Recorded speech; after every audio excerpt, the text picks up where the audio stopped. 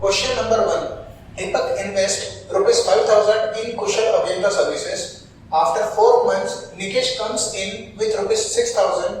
Pawan comes in with rupees 10,000. The services earn a profit of rupees 1 lakh at the end of year. If the profit of Deepak, Nikesh and Pawan are in the ratio of 3:4:5, for how many months Pawan was involved? Question कुछ इस तरीके का है. अब start कैसे करें? आप लोग अगर ठीक से ध्यान दोगे तो यहाँ पे सबका इन्वेस्टमेंट पीरियड और इन्वेस्टमेंट अमाउंट क्लियरली स्पेसिफाई किया है, सिवाय एक के. क्या पवन कितने महीने के लिए इन्वॉल्व था इस बिजनेस में? अब यहाँ पे टोटल ड्यूरेशन कितना था बिजनेस का? At the end of 1 year they are the profit, ऐसा स्पेसिफाई किया है. तो हम मान के चलते हैं कि 1 साल के लिए बिजनेस कुछ तो भी चला, उसके बाद का हमको क्वेश्चन ये ड्राफ्ट किया है. तो सॉल्व कैसे करें? तो देखिए, इन्वेस्टमेंट टाइम, जैसे कि मैंने फॉर्मूला लिखा था, investment into time is equal to profit. इसका रेशियो ले लो. यहाँ पे 3 पार्टनर्स इन्वॉल्व है. कौन कौन? दीपक, निकेश एंड पवन. ठीक है, इज इक्वल टू प्रॉफिट. ठीक है, प्रॉफिट को फिलहाल भी छोड़ देते हैं. बात करते हैं इनका इन्वेस्टमेंट और टाइम का. दीपक ने 5,000 रुपए इन्वेस्ट किए हैं फॉर फुल ईयर. क्यों? क्योंकि वहां पर टाइम स्पेसिफाई नहीं किया है, सिर्फ इतना बोला कि इन्वेस्ट किया. तो डेफिनेटली जब तक ये स्पेसिफाई नहीं किया होगा हम पूरा एक साल कंसीडर कर सकते हैं. पूरा एक साल भी इसलिए क्योंकि यहाँ पे बोला eight the end of year उन्होंने प्रॉफिट इतना गेन किया. यही अगर बोला होता eight the end of 6 month तो वहां पे हम कंसीडर करते हैं 6 महीने के लिए.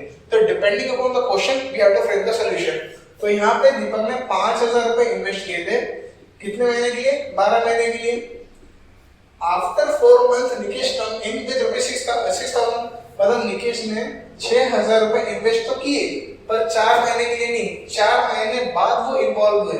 तो 4 महीने बाद इन्वॉल्व होने का मतलब क्या है कि 12 में से 4 अगर चले गए 8 महीने, 8 महीने तक उसने इतना अमाउंट इन्वेस्ट किया था बिजनेस में. तो कितना होता है देखते हैं. वही पवन ने 10,000 रुपए इन्वेस्ट किया पर यहाँ पे उनका टाइम स्पेसिफाई नहीं है. मतलब क्या हमको निकालना वही है जो वहां पे मिसिंग है. दैट इज 10,000 अगर पवन ने इन्वेस्ट किया है तो कितने टाइम के लिए उन्होंने इन्वेस्ट किया वो हमको निकालना है. और इज इक्वल टू प्रॉफिट कितना शेयर कर रहे हो? 3:4:5. अभी अगर एग्जाम हॉल में आपने गलती से ऐसा कर दिया, इसको 3 के साथ इक्वेट करो, इसको 4 के साथ, इसको 5 के साथ, गलत. ये एक सिंप्लीफाइड रेशियो है, मतलब ये किसी एक अमाउंट का रेशियो है.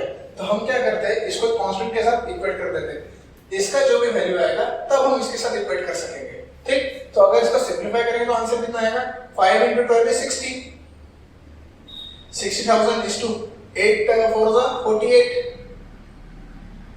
Here is to 10,000.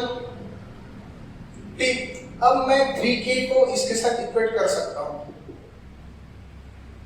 Similarly 4k, similarly 5k. ये क्या इंडिकेट कर रहा है? किसी एक अमाउंट का इस तरीके से डिस्ट्रीब्यूशन हुआ है. ठीक है, तो अब यहाँ पे k का वैल्यू अगर निकल गया तो मैं यहाँ पे पवन का टाइम पीरियड कितना है वो निकाल सकता हूँ. तो यहाँ पे सिंपलीफाई आंसर कितना आएगा? 60,000 इज इक्वल टू 3k. तो k का वैल्यू कितना हो गया? 3 आ गया इसके डिनोमिनेटर में.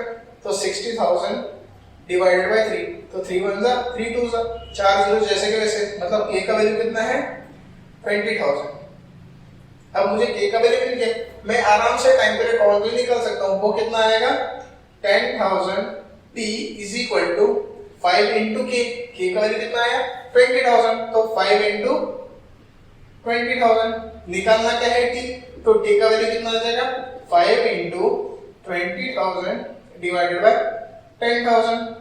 ये 3 जीरो गए, ये 3 जीरो गए. 10 1 जा 10 2 जा 2 × 5 is 10. तो मतलब पवन ने कितने महीने के इन्वेस्ट किया था? 10 मंथ के लिए.